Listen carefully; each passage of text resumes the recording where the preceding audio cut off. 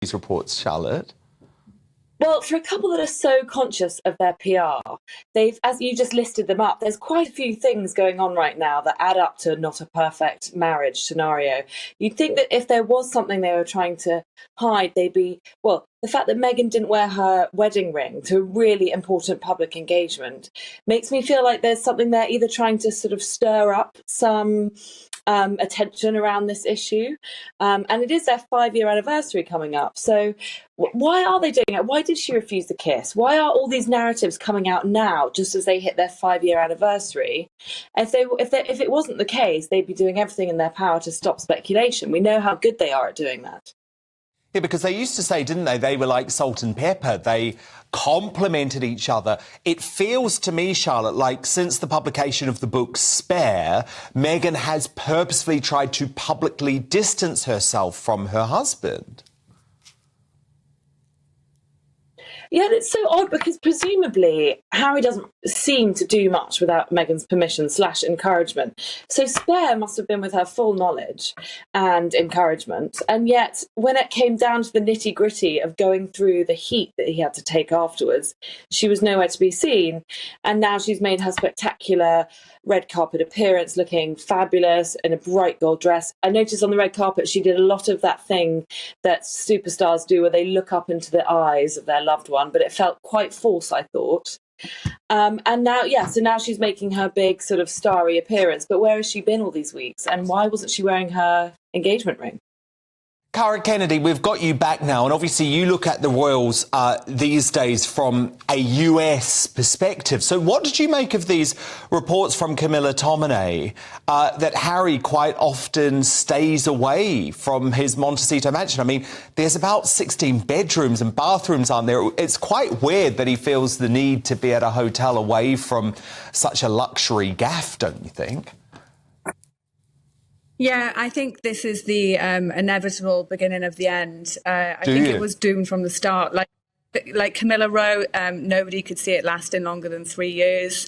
This relationship has faced immense pressure, but I would argue that it is kind of Meghan and Harry's own creation. Look at William and Kate. They've faced exactly the same pressure of the Sussexes, and they came out stronger than ever. But I would agree with you. I think people are only clicking onto this now, but this has been going on far longer than the last few weeks. Like you said, in the PR interviews for Spear, Meghan was noticeably missing, and you really see one without the other, and Harry kind of looked like a lost lamb.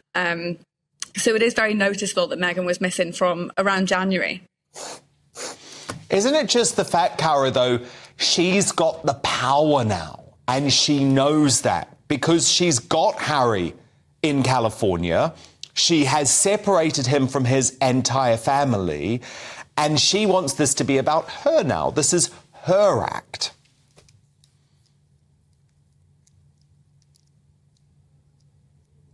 Oh, we've just lost sound with Cara. We'll try and get you back.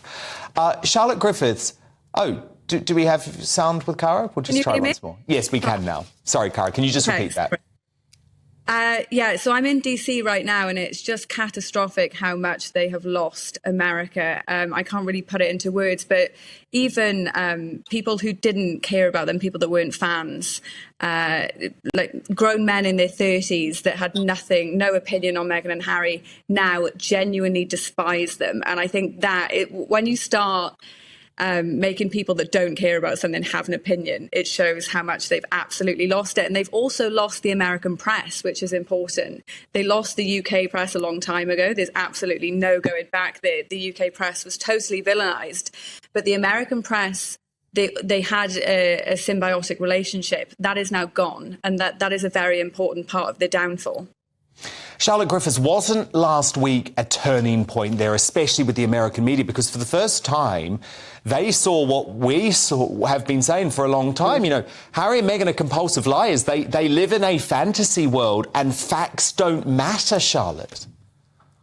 I totally agree. I think perhaps the Americans are less cynical than us, so they cottoned on a lot later, but they've cottoned on now that their exaggerations, their recollections may vary. It's like the Americans are finally waking up, to use the term woke. They're waking up to Meghan and Harry. And I thought that the South Park episode that was a few weeks ago now was kind of like the first inkling that America was like, hold on a minute, these guys are bonkers. And then that sort of near catastrophic car chase was sort of like the realization of this worldwide privacy tour narrative. You know, they really are doing it, and the Americans have sort of cottoned on to that now. And I think we cottoned onto it here in the UK quite a long time ago. Cara, they didn't look happy, did they, at that event? That was one of the key things for me. They just don't ever seem happy together.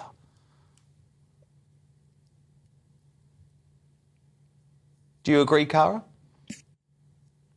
Oh, sorry. Yeah, completely. Every time you see them together, Harry kind of looks scathing. Meghan has this Cheshire cat smile. Even the paparazzi photos, Harry looks angry and kind of like a lost lamb, and Meghan looks like she's ready to be photographed at any time. And I think this is the beginning of the end. Everybody kind of knew that it was coming. You can't have a relationship with such a different power dynamic, even from the Time magazine front cover. Remember when Harry was kind of stepped behind Meghan? Everybody made the joke that he looked like a hairdresser. When you have that kind of dynamic, resentment will build, and obviously, he has been completely emasculated, and he might say that that's what he wanted. But he's lost his friends, he's lost his family, he's lost his dignity, he's lost respect, and I think this is very unfortunate. Cara Kennedy saying it's the beginning of the end of the marriage. I give it a few more years, but I think it's going to be a rocky and downhill ride.